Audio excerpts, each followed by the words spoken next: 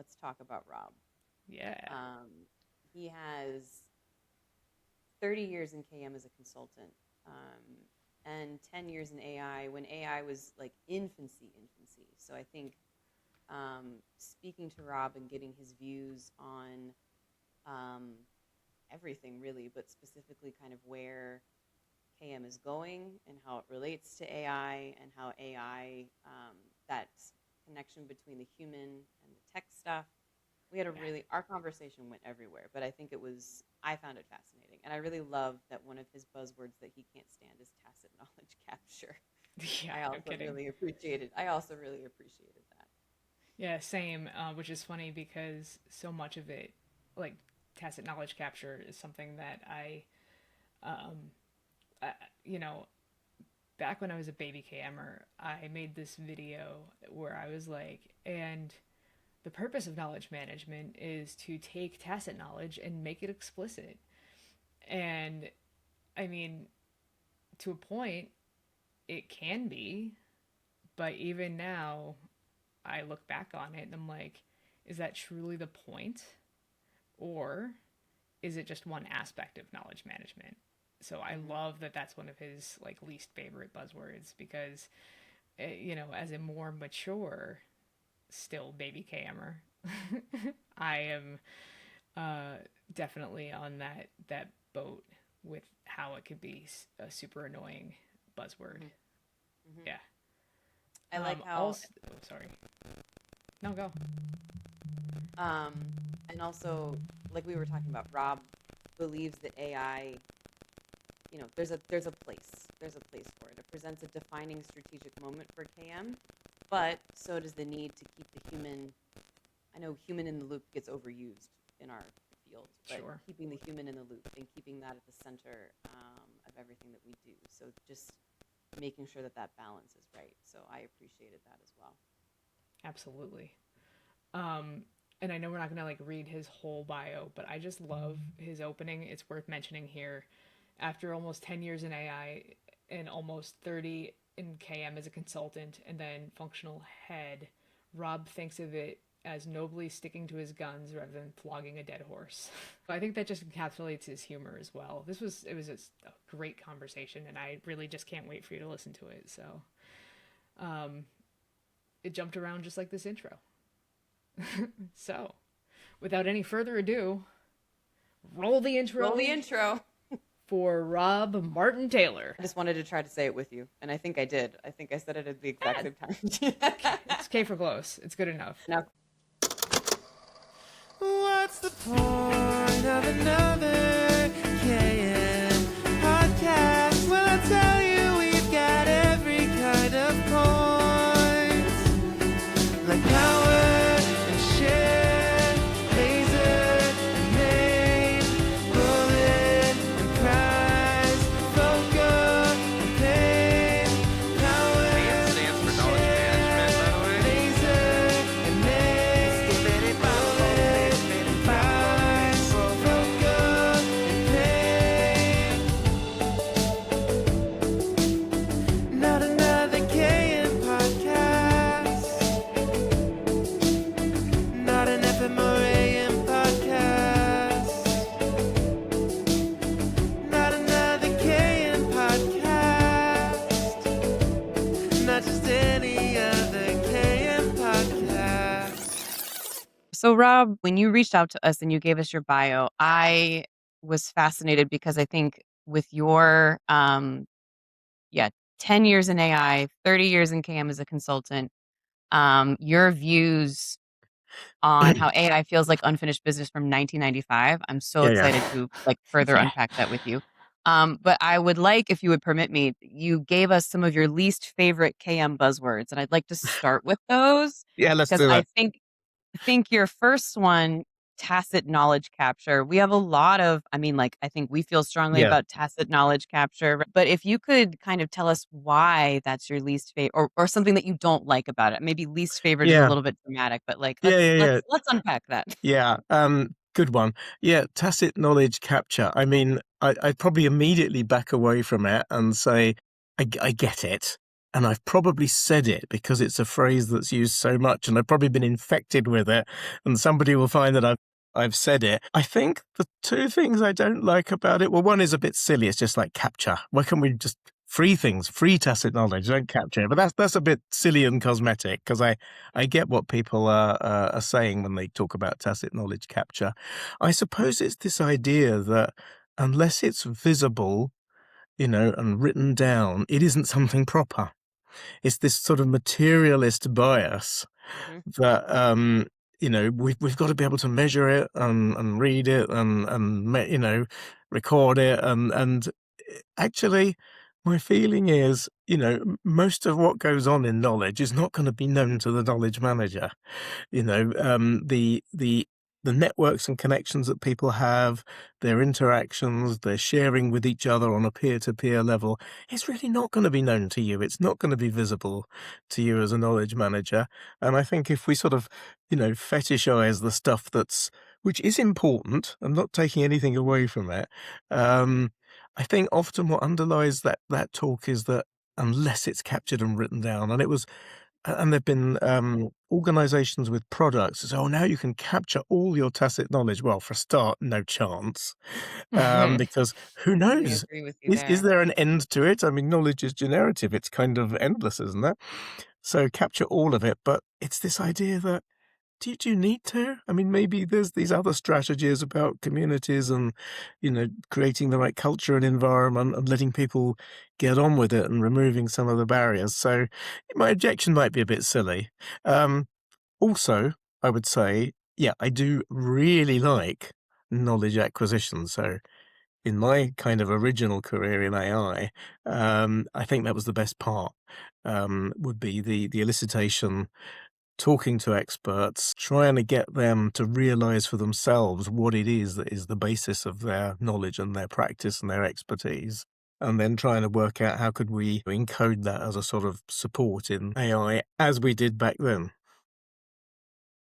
I think that is really interesting, and thank you for unpacking that with us. I think we agree with you that sometimes this like, okay, or there's this concept of like, let's make the tacit explicit. And then there Mm, is this kind of, but do we have to? Does it always have to be that way? Why? And with the if it's captured, then it's valued, right? And so making everything a KPI or making everything, yeah. you know, numbers and quantifying everything. Sometimes there's things you can't quantify and the value of that. So I think that that's really interesting. So we agree with you on that. But I think another thing, because I know Rachel also has this as a buzzword that she doesn't like, is Ah, learning.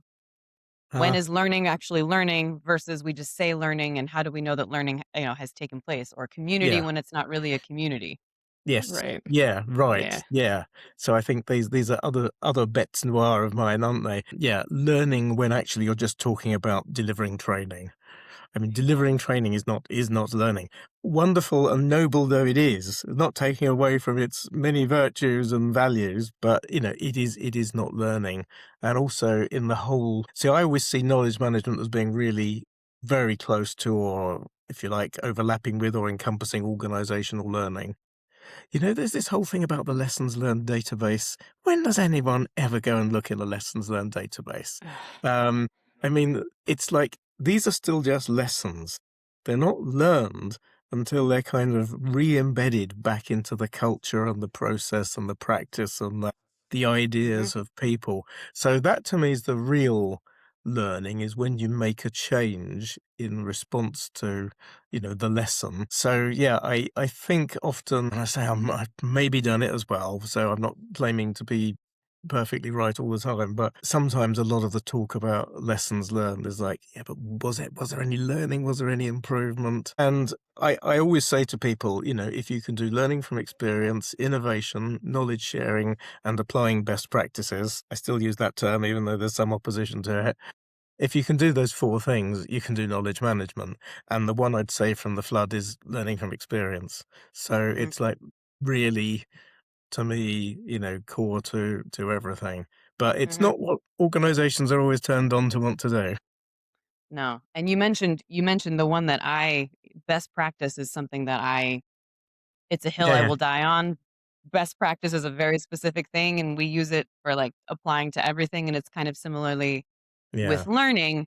did you observe something working or did learning actually take place? And I think Hmm. what you said was spot on is learning is when there's actually a change where we update a policy, we change Yeah. our behavior, we make a different decision, something changes as a result, and then learning has taken place. Yeah. And it could be those very small things, like you say, updating the policy. And Yeah. how many times doesn't that happen? Somebody Right. notes an exception, they handle it as a problem or an issue, but they don't change it. So the next person is going to hit the same issue. So it could just be a small thing like that. It doesn't have to be, oh, we're rethinking our whole approach to go to market. It doesn't have to be a major, major thing, although Yeah. it could be. But yeah, those little tight learning circles, I think, cycles as a habit, I think are really valuable. It's lots of incremental changes, but all in all, I think that's what do they call it in cycling? They call it marginal gains in the Olympic cycling, don't they? This was the philosophy. The philosophy was you weren't going to suddenly leap way ahead, but you could do little things. I don't know what they did, change your diet a bit, Hmm. whatever. Yeah, those So, can make a long-term impact. Yeah. Yeah, little small changes make a long-term difference. And that kind of really falls into those long-term strategy pieces. With AI being a defining strategic moment for KM, can you help us paint a picture of what that might look like in practice beyond, the buzzword of KM, or not KM, Yeah. the buzzword of AI? Yeah. I'll be clear that I'm not entirely completely worked out on this. I haven't got it all mapped out completely. But Yeah, who does, no, and now everyone's all over it. So Yeah. like on LinkedIn, because I'm following things that I'm interested in, unfortunately, the algorithm just means that's like all I'm seeing. It's Yeah. just AI. And I feel a bit bad about it because I think this is funny. I think I quite liked it years ago when it was a private little thing that only a few of us did. And Yeah. now, like, everyone's all over it. And I sort of think, no, that was our little private thing that we did. We did AI. And now everyone's, and they've overtaken anything I know about it. But yeah, everyone's all over it now because we're all trying to figure it out. It is like a solution, but it's also like the problem that you have to have an answer to now because it's the big thing. I think as soon as I kind of saw it coming back in its new form, to me, it's like, and I've used this phrase, it's playing right in our backyard. So all of the stuff that we're doing, when I said learning from experience, well, there's many applications there when you can do, data analysis of maybe unstructured data to try and, dig deep into really what happened, what can we learn? I mean, you look at any aspect of it, those sort of generic capabilities it gives us are really playing in our backyard because we were the people who were dealing with things like that, with learning, with all the content management stuff, of course, which is absolutely part of our household of knowledge because it's an enabling practice and technology. And yeah, it processes with all of that, doesn't it? It processes with all of that text, all of that documents, that we are, so fond of dealing with. So it's right in our backyard. I don't think in most cases, of course, I might generalize now, but organizations are different. But in most cases, I think it's a mistake to think that the IT department's going to pick this up. The IT department is about your licenses to your big ERP systems and maybe your Microsoft licenses. It's about security. It's about desktop break and fix, help desk, devices, your laptop, your phone. That's what IT is about, and data and backups. They're not interested in the meaning, the actual meaningful value of all the stuff that's flowing through that. And I've seen quite a lot of situations where, again, I'm generalizing, and of course there'll be easy to find examples where I'm wrong, but in general, lots of cases where leadership teams, chief execs are making the mistake of thinking, oh, AI, it's the new IT thing, get the IT director in. Poor person hasn't got a clue. But I think this is for knowledge management to step up, really. Now, a lot of people are afraid. They are afraid of looking stupid because they don't understand it. Some are afraid that it's going to completely boot them out, which is an open question. We don't know. But I think we are the people who work with those problems. We understand what the user experience is of working with all those problems. I mean, take a little micro example, and I'm not trying to reduce knowledge management to this, but it's under the umbrella somewhere of knowledge management. The little micro example is tagging documents. Do end users like tagging documents? No. No. They don't get it. You have to think of all sorts of ways to try and do that to the extent that you want it, because what they do really care about is retrieval. They do really care about retrieving it quickly and easily and with laser accuracy when they want it. Doing anything to make that more easy for anyone else, most people don't care. Well, AI's doing this brilliantly now, and it's only going to get better. I do like this phrase, and I don't know if I could really attribute it to the right person, but the AI that you use today is the worst you'll ever use. So if people are Yeah. saying, yeah, it doesn't do this, it doesn't do that, it's like, maybe next month, though. Just wait and see. And in 6 Yeah. months, very likely. Yep. So I think we're the people who should be stepping up to, to deal with that. It really fits into so many of the problems that we help the business and we help end users with. But understanding, as I said, a lot of people are afraid of looking stupid and afraid of, what does it mean for my role? Because I used to do that. So, yeah, big open questions. I'm interested also to hear what you think on any of these points. Don't just let me lecture. I mean, I think like what you were saying, it can't just be IT. Knowledge management needs to be in these conversations. And I can't fully take credit for the metaphor that I'm about to make. Chris Collison has also done a similar type of metaphor, but like is basically like the frame of the house because you need, or IT, excuse me, is like the frame of the house because you need Yeah, to set up the platforms and things to make the AI, you need those AI platforms like we need it. But then knowledge management has the furniture and arranges everything inside, right. right? So That you sounds need like to Chris. have, yes. So it's a very Chris Collison metaphor, right? So Yeah, but you need to have both of them. So yeah, everyone, you know, KM with the content and comms with the channels and IT with, the bones of the house, right?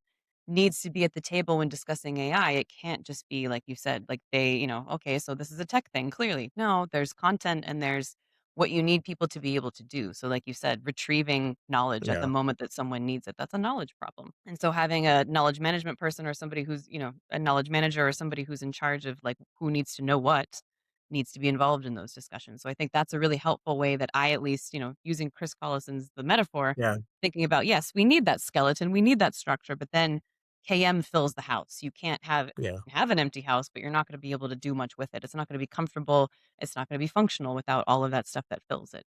yeah, yeah, So that's yeah. that's my Rachel. I don't know if you have another thought you want to add, but I think that's for me how I visualize that relationship. Yeah, I mean, my last role where I was at a university for several years, and the last 6, 5 of them, I was in an IT department, but I was the person who was hired to translate the nerd to human because I was not IT at all. You didn't want me to be the one you were stuck with from an IT perspective because I would be like, Is it plugged in? Have you turned it Yeah. on? Have you Okay, tried that's turning it on and off again? Yeah. because I was only one on my team who Right, hadn't worked on a help desk. right, I was the only one, like, I've never worked, like, I mean, I could write a job aid, but I wasn't a technical writer.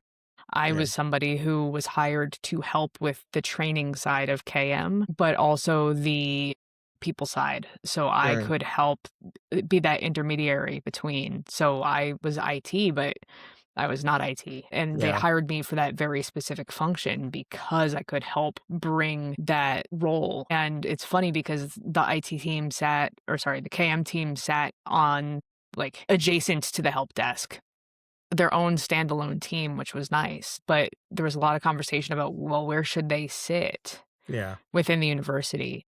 Because it was clear it shouldn't have been HR. It was clear that because of the tools and resources, it made sense to sit in IT, but they also didn't really even truly fit there. So yeah, it was interesting to kind of see like what the structure and the frames and all of that. Like I love that metaphor. So yeah, I mean yeah, that's the only thing I would add with that. It's just aside from like while I find interest in some of the AI pieces, I use it all the time as a thought partner. yeah. Mhm. Um I don't rely on it, and I'm no longer resistant to it. But Hey. yeah, right? Well, but I am Yeah, not I mean, I use it like I was using it for a project throughout this week just to help me refine some work that I was doing, and actually, I was talking to my wife yesterday, she was building out a, something in, a knowledge base that we use, and she was like, "I wonder what would happen if I typed into the agent, I need all of the states, all of the 50 states in the United States put into this drop down." And the agent was able to put it in the drop down, which was Yeah, awesome. It was yeah, just such a time saver. So things like that, like I'll use it 1,000 yeah, times over for the, I don't want to say meaningless because they're very meaningful tasks, but the things that'll save me time, yeah, 100%. So yeah. I'll adopt it for stuff like that. And actually, just trying things, you think, oh, I wonder if it can do this. Half the time it's disappointing, but half the time it's like, oh wow, it actually can. Who knew Yes. that? Yeah. And that's Yeah. that's that's quite surprising. You mentioned about IT. Here's something that will position to you what I'm like. So I will tend to go in an organization to as many of like the business unit meetings as I can. And I'm there hearing what's going on in the business unit. And then like in the drinks afterwards is really good because then you listen to people telling you what it's really like. So, oh yeah, Yeah. the guy on stage said this, but da da da da da. And so you get a good insight. And it's sort of like customer relationship. It's sort of like research, and just being in touch. So then, and this has happened like several occasions. So eventually I got the message like this must be who I am. People in these business units will say, "Oh, you're working in this business unit now." And you just say, "Yes." But if you went to any of the others, I'm there too. And then the IT director will say, "You seem to have such good relations with, with all the BUs and good insights. How do you do that?" And I think, it's not difficult. Like, No. and go I there and talk to listen. people. Yeah, or Yeah. listen, I listen. And so, you go and deal with them, you go and deal with them. And so then what ends up, like you saying, oh, I'm not in IT. Then what ends up is you do go and talk to them about something for IT. And they end up saying, oh, you're the only person in IT who understands us. And you say, not in IT. Yeah, yeah, I can relate to that so heavily because it was so funny. There were times where I was able to identify all sorts of silos within the university, but I was also able to identify and introduce people that needed to Yeah. connect. I was like, "Did you know Yeah. that, It's, Brittany has the same job that yeah. Jen Yeah. has Yeah. in Mm-hmm. this department?" And they were like, Mm-hmm. "What?" And I'd be able to introduce, and then suddenly they were able to collaborate together, and like, yeah, it was crazy. But It actually, that is. kind of leads me to the next question. KM borrows from everywhere, right? Yeah. So, what's one field or discipline you think KM should be borrowing from more? Oh, really good. Yeah, I mean, I struggle to think really what is like exclusively ours.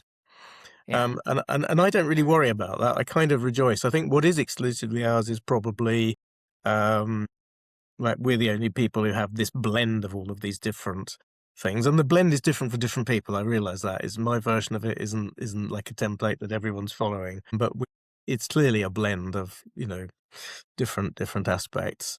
I look at it like recipes. Like everybody Yeah. has their own regional take Yeah. on their dish, Yeah, right? Like yeah. everybody can Yeah, make spaghetti, but how you make it's different than how I make it, right? yeah.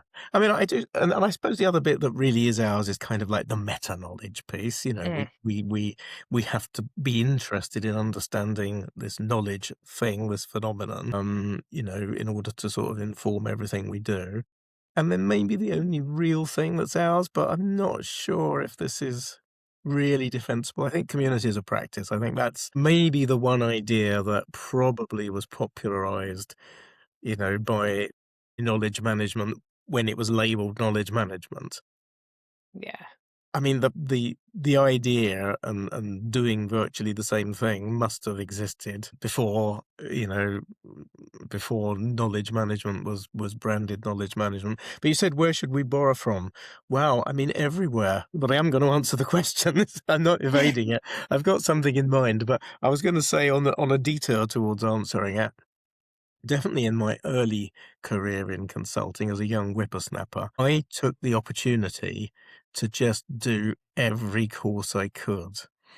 And I sort of made friends with the training people. Two reasons. One was it was a really nice firm that always did residential courses in great hotels. So it was nice to do two or three of those a year. And the other thing was like, I just sort of thought, just soak up as much as you can of things. So I mean, I went and did things like computer risk analysis. It wasn't really core to anything I was doing, but actually it then kind of later on informed everything I knew about cybersecurity, so it's kind of like everything in the end connects. Yeah, I did project management training, change management training. It all kind of connects. I wasn't really looking to like go off and be a PM specialist or anything, but I went and learned about it. I did a little bit of work with those different groups to sort of pay them back. But, it all connects. And then even later on it can be random. It can be like you end up sitting next to the head of quality because we both work for the ops director, and you find out quality management, the connections are vast because they have, whole organized ways of doing documentation, for example. They've got a way of doing. I mean, I think it just kind of like all really connects, that anywhere you go and look. I went on a course in those early days. I was the only person from consulting. It was a course for young accountants on presentation skills. And there was a free place, and I love a trip to a nice hotel when I was sort of single then. And yeah, honestly, it just like it all connects. Because I don't really know. Now, I think at least one of you, probably both of you have done some of the formal trainings. I don't know really what they do, whether they cover lots of like discrete subjects from different disciplines and sort of put them in a KM wrapper. I don't know if they do that or if they've got a really clear, uniquely KM flavored story. So I just don't know. But I don't think we've got much that's our own. Maybe you've got ideas of things that you think, well, these are really knowledge management things. I don't know. I think it depends on the course, honestly. And it depends on who's teaching it because some of the programs I've attended, it really depends on who the instructor is. Because while Mm, the content is the same, you get the same book and the same material, how it's delivered is really, there's a lot of agency with the instructor to Mhm. be able to share their stories and their experiences, which I appreciate. I appreciate the experiential part there. So at least with the courses that I've been affiliated with, it's been yeah. with that has been my experience. Now, to say from a formalized standpoint with some of the universities that teach the programs, I haven't actually taken many of those courses, so I can't really Yeah. go into that, but some of our friends have. And I think it's very similar too. Like it depends on who's teaching the course because a lot of those instructors build their own courses as well. Yeah. Yeah. So it's hard to say because for an for a discipline that has been around the block, Mm. it's still so I don't know. It's going back to capture that tacit knowledge, Yeah. right? Yeah. Like it's going back and there's stuff written about it. There's stuff like out there, but even the basic thing of trying to define what knowledge management is, none of us Oh, can right. agree on what knowledge management is. So Yeah. Yeah. how Yeah. can one have a course on knowledge management when one can't even define what knowledge management is Yeah. universally? That was Right. also on my hate list. Yeah, The continued bickering debates. So look. I'll be clear. I'm completely up for a friendly discussion and to be challenged, and sure. you'll probably find holes in my thinking, and people have different ideas about what this knowledge business is all about. But when it becomes like a bickering, ongoing debate, it's like Oh yeah. realize how irrelevant you're making us Yes. if Yeah. that's what we're talking about.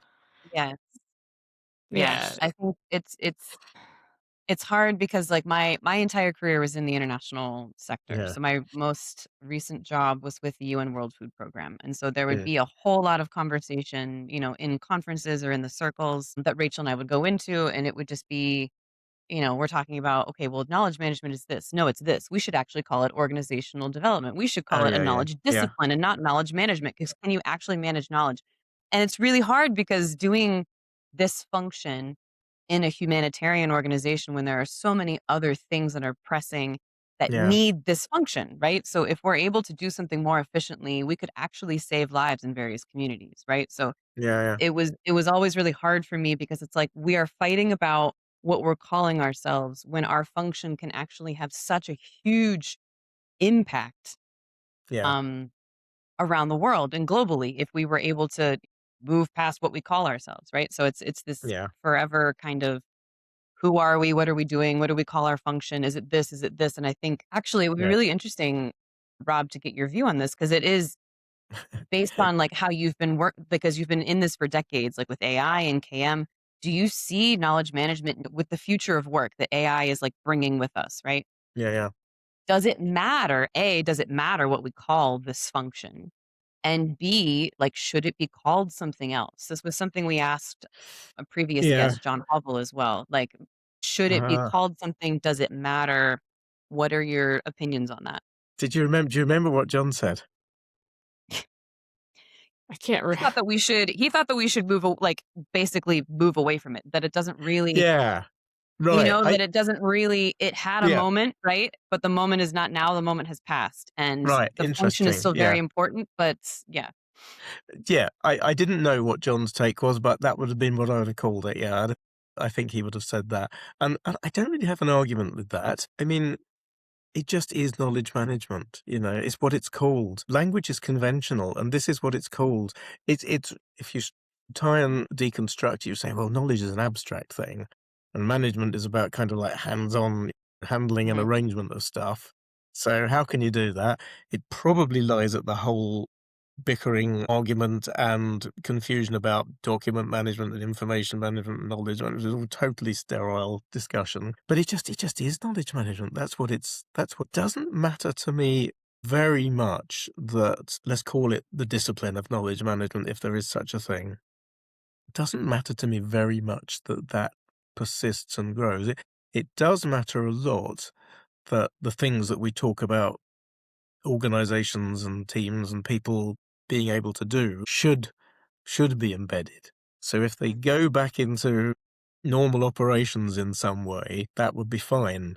But look how successful finance has been at doing that, or HR, or legal, or you still seem to need all of these.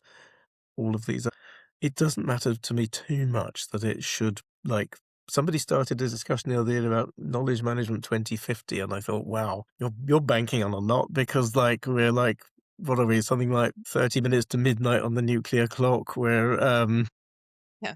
Climate but change. Yeah. climate change is like you're really counting your chickens, like anything 2050, please.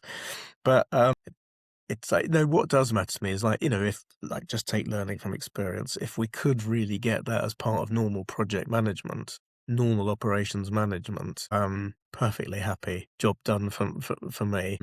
I just think trying to use another term, it might be more descriptive, it might be, people might think it's a nicer badge to wear, knowledge sharing or something, they might prefer that.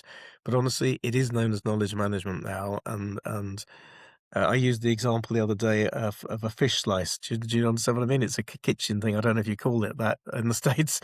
It's a thing you use for turning your eggs and you're frying your eggs. But it's called a fish slice. I use it for eggs, not for fish very much. It's not very good for slicing anything, but it is a fish slice.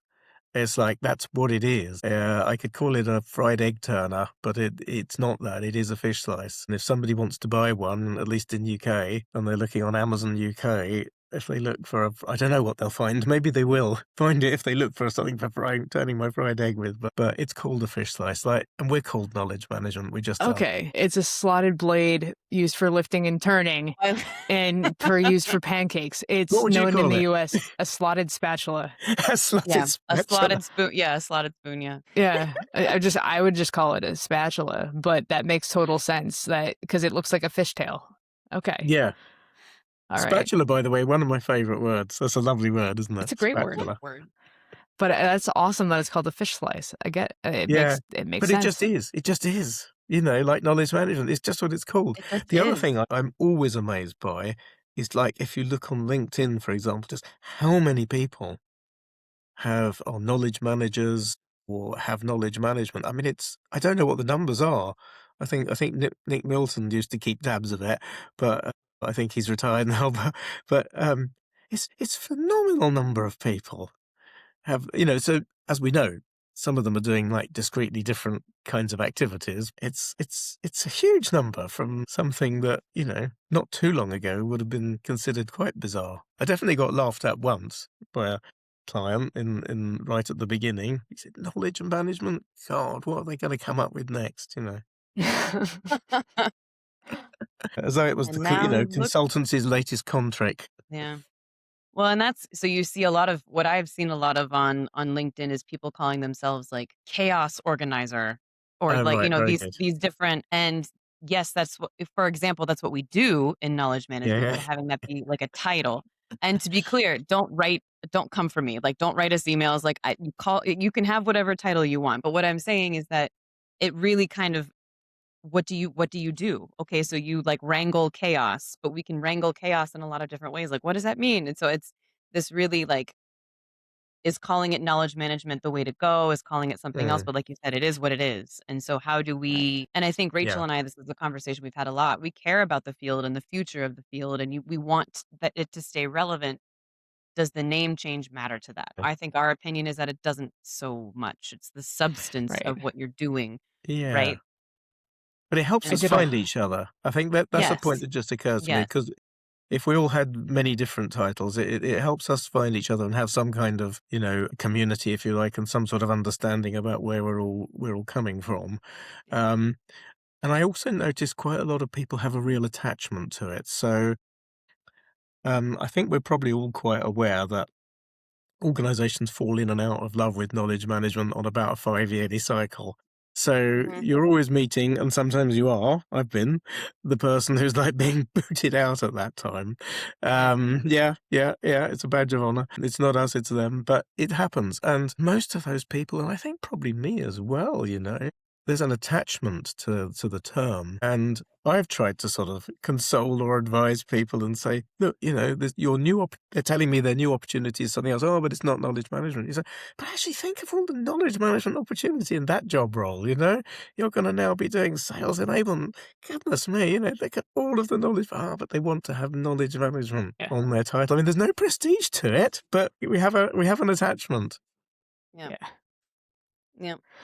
Yeah, I did a whole TED talk without using the words knowledge management at once, and I am embarrassed about how the amount of time it took me to get to the point where I realized that I still did a TED talk on knowledge management without saying that. Like, if I had just realized in the first place that that's what I was doing, because I Yeah. was like, Yeah, no, I want to do it on knowledge management. And if I had just realized, yeah, it took me weeks to realize, no, you're still doing it on KM. Just you're spending yeah, most of your time explaining what KM is. Like at the time, I even put knowledge management into GPT to figure out how to make it sound sexier yeah, and explain it in a way that was like easy. That was a real fun group chat. Like that, like so, yeah. yeah. But now we don't GPT anymore. We're friends with Claude. So Yeah. Oh, I see. yeah, Right. Very good. I had the opportunity when I was with Unisys Corporation years ago to join. They set up. So Unisys Corporation was quite a thing back then. I think when I joined, it was like a 8.5 billion turnover company, and probably about 5.5 billion when I left. But don't blame me. Don't blame me. They were yeah, they were they were in the wrong place, and now it's a much smaller organization. But it was quite a thing at one time, but they were always in trouble. And I had the opportunity to join what was supposed to be the company turnaround program, and they decided to build it all around Lean Six Sigma. So again, going out and learning different things that I didn't think I was very numerate, and I didn't know if I'd really like it. But as soon as I said I might be interested in this, it's like you're in. It's like, no, what have I done? I only said I might be interested, and everyone said to me, "We thought you'd never leave knowledge management because you're so knowledge management. How come you're leaving knowledge management?" And I had the presence of mind to say, "I'm taking it with me." So that's kind of how we can get over. And then everyone in the program wanted to get me to do knowledge management for all the projects in the program. We didn't save the company, but we did some good things. yeah, It is kind definitely. of this, and I've had these discussions with fellow KMers as well, is not just like the definition and what we call it, but also how strongly we hold on to our terms. Yeah, So I've been in so many conversations, like when I worked at the World Food Program, if I was to use the phrase knowledge management yeah, or, after action review, lessons learned, all this type of stuff, people's eyes just glaze over, right? right, Like yeah, people don't have time, they don't understand. But if I was to talk about it in a way where it's, okay, so remember when you were based in Ethiopia and you couldn't find that document that right, good, had whatever good, yeah, information you were looking for, and you phoned a friend and they had to remind you of what you talked about. that is a knowledge problem, and you explain it in a different Yeah, way, and then you can introduce once people go, "Oh, yeah, that happens all the time. That's a knowledge problem," and then you're able to introduce your tools. But if yeah, you I think so. lead with the really technical, nerdy stuff, there's a wall, right? And I think that there is this kind of, but we need to hold to our principles and we need to use the words because words matter and, in the knowledge management field. And it's like, yes, but if you lose people, right? If you're Yeah, not telling the story in a way that's relatable and you lose people, then what is the point of our terms and holding on to our Yeah. terms, right? So it's having that kind of discussion as well. so it But was only like in you my said, people are very attached. Yeah, we are, and you mentioning World Food Program, and in my last employment was really the first time I came across that whole sort of. I mean, it wasn't an NGO, but in that sphere of NGOs and agencies and so on. And I didn't know before, like 6 years ago, about MEL, monitoring, evaluation, and learning. And I thought Hmm. once again, I thought this is really neat because it's a thing that we could use. But also looking at it, I thought, oh, crumbs, there's loads of KM things that we would do if we did it a KM way. We would Yeah. do that plus some of the other things that we could add into that. I didn't really manage to square that circle, but but if you talk to them about Mel instead of KM, would their eyes still glaze over? Or they say, "All right, I get it. I know what you mean now." Yeah. Well, I mean, but then it gets to, me and even learning because you're able to quantify that. People can Yeah, wrap their brains around that. If I say, you know, monitoring and evaluation, everyone in yeah, NGOs, you have to monitor your programs because you have to be able to evaluate their effectiveness to be able to report back to donors about how you're yeah, spending their money. So people get that. But if I'm like knowledge and learning, what people hear is time that yeah, we yeah, don't have. And so I think that's why, but you're absolutely right. The Mel discipline and the knowledge management discipline can work really, really well together because then you're monitoring things, yeah, you're evaluating their effectiveness, and then you're learning about that, which is then knowledge that you can then reapply, and then the whole cycle goes around, right? So there is a yeah. way to kind of make that connection. You got to bring people on that journey with you. So I think you mentioned communities of practice. Mm. And that's, I mean, honestly, one of my favorite interventions, honestly. Yeah, You also emphasize community as and belonging as being like the real heart of knowledge management. So when you think about balancing the human side and the push for like tech, yeah. how do you see organizations doing that? Yeah, that's really good, really good. Because I mean, really, our discipline has many sides to it, and to sort of make a like simple dichotomy between this and that is it doing it justice. But to actually do that, yeah, I mean, we do have, don't we, a sort of data and content and tech process side, although process might be somewhere in the middle. And we do have a sort of people and culture, and values and behaviors and that sort of side. Um, I don't know, because like where the money flows is definitely to the former, isn't it? And particularly to the tech. And I suppose because it's like it's such a sponge for money, it has to have money. It doesn't happen without it. A lot of the other stuff we could do for free or nearly free, but what I've found over the years is you're always arguing for the breathing space Mm. to do it. So if I think back to my and of course they all work together. They all work together, of course. If I think back to my BA systems time, I think we had about 20, we had exactly 20 uh, formal, so, company sponsored, recognized, I would call them, they were communities of practice. One thing to say is like, I think whatever we think communities of practice are, it's a little bit plastic and malleable. We can fit it in different ways. And some people, again, going to say, oh, that's not communities, that's something else. But I think we can sort of make it fit different systems and structures and rules and needs and so on. But yeah, BA systems, we had about 20, of which I, served and mentored and supported all of them. Uh, and I think they all did good stuff. What was interesting is how quickly they diverged. So they all wanted to do the stuff slightly differently, different Mm. emphasis, which is just interesting because I kind of thought, yes, of course there would be differences. Of course there would. Differences in content, yes, but there would necessarily be shades of difference between how these different groups work, like consultants and engineers and so on. Of course there would be differences, but what surprised me is they didn't like go a long way together.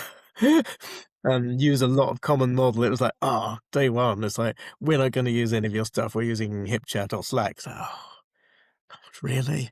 How are we going to cope with that? And we're not interested in the skills piece. We're interested. So in every way they did. Look, they all achieved. So they all achieved things, and they achieved like different things. But I would say out of all of them, there were a couple who I felt did really well, and in particular one. So now we're getting to quite a tight funnel down of like, everyone did good stuff. And maybe I don't even know how much good stuff they all did. But there would be one which I would say over a period of 3 to 5 years really got there.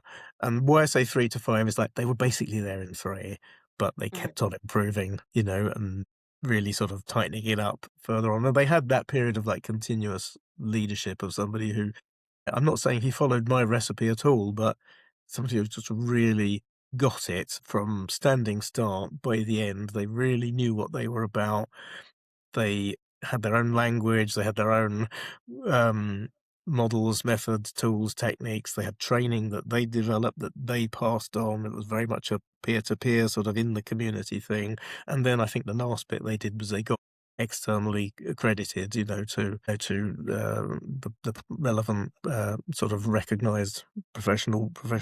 I think that's kind of my feeling about it. And I mean, you mentioned Chris Collison earlier. I know when I talked to Chris and also other people who've been around a lot of organizations, I went round a fair number in my consulting days, but I spent most of the second part of my career sort of focused on the firms I was in. I was saying, does any of this stuff really ever work?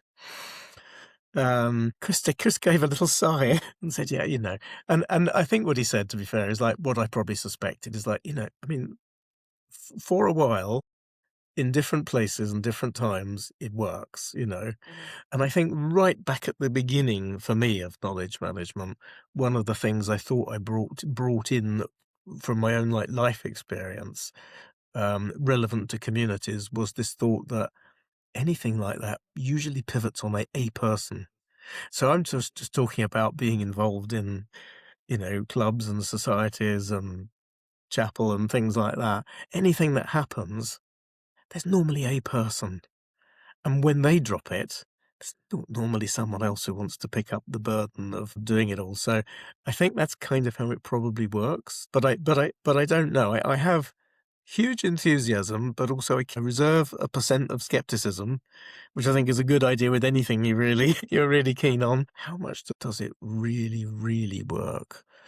But it really should be the free or nearly free solution because it piggybacks on all the infrastructure you're going to have. It dovetails with everything else you want to do in the organization around messaging, around engagement, and all of these other themes that come from different areas.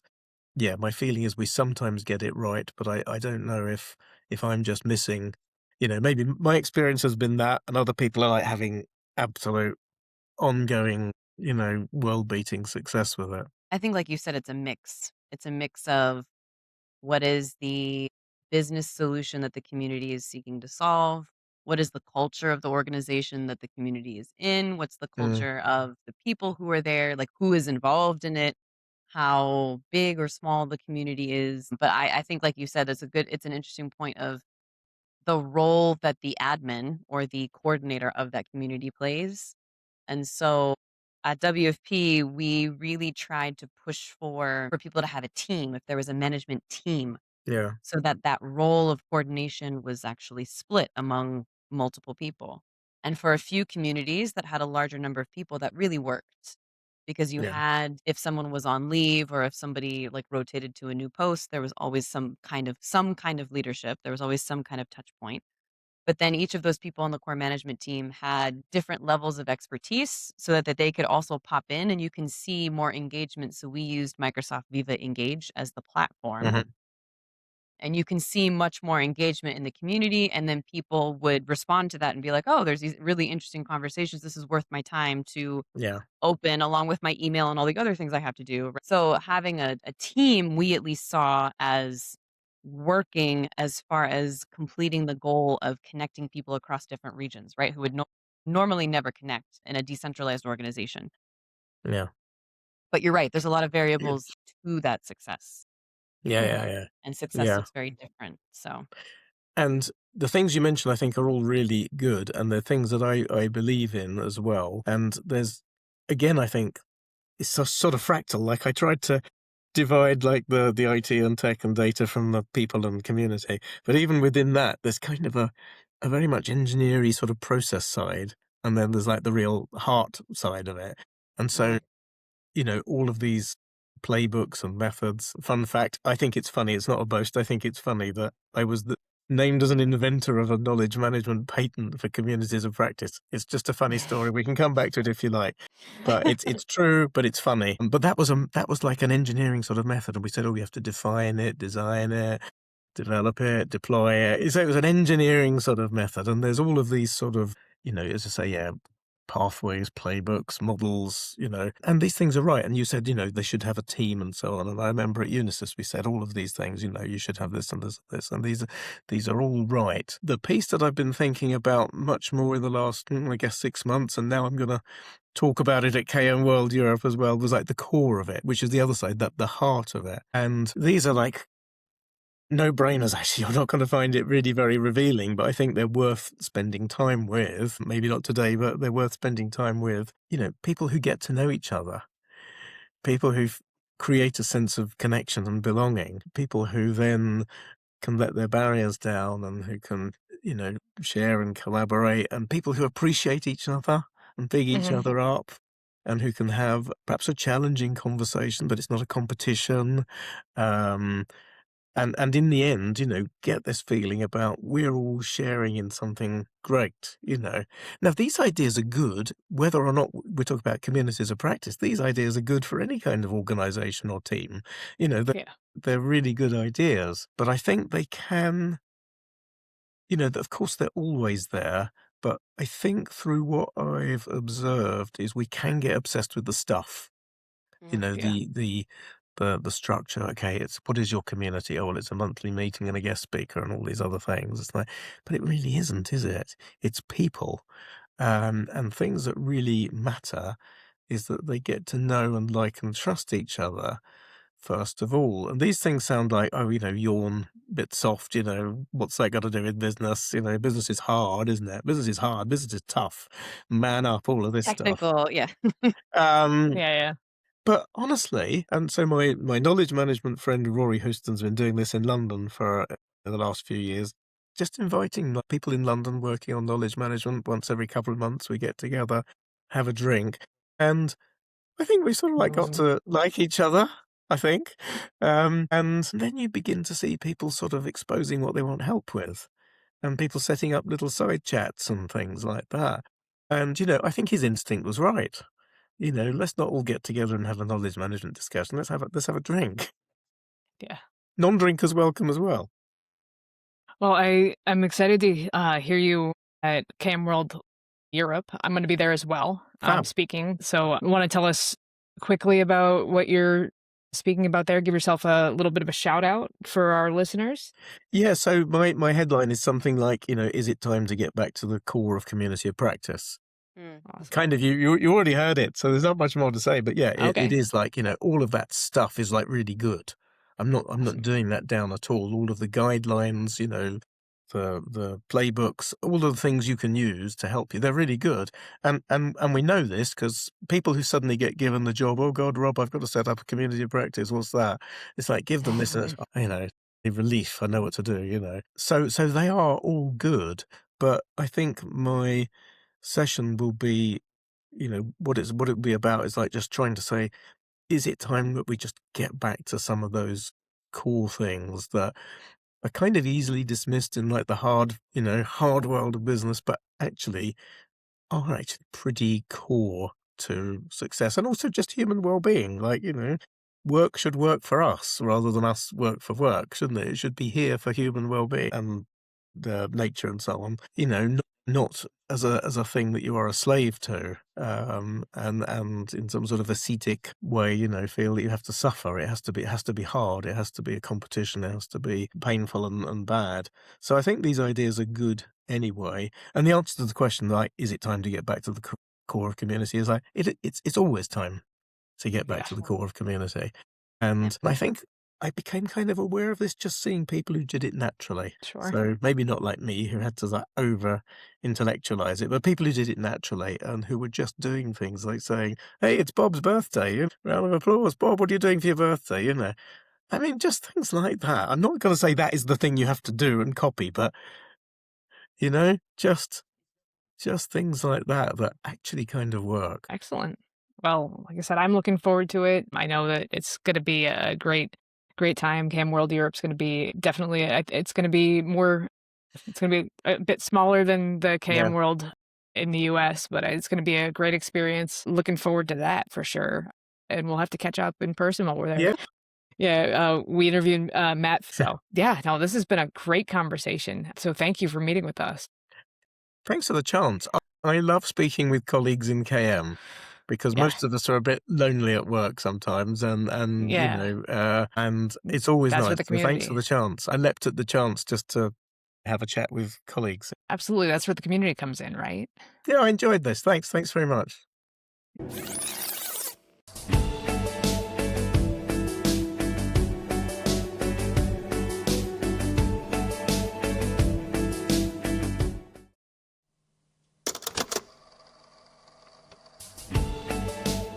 This episode of Not Another KM Podcast was edited by me, Rachel Teague. It was produced by Rachel Teague and Brittany Persinger. Our fantastic theme music was created by Chase Tremaine Music.